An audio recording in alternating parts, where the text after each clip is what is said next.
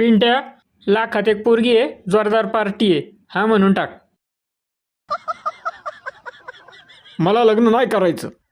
कसा करत नाही लग्न तेच बघतो, तुझा बाप करीन. करा की मग, कुणी अडवलंय तुम्हाला? हा, वय निघून गेल्यावर करतो का मग लग्न? हा बोल की. हा ते माझं मी बघन कधी करायचं ते. काय तुझ्या वयाच्या पोरांना पोरं झाली का? तुझ्यात काय फॉल्ट आहे ते तरी सांग बाबा. हा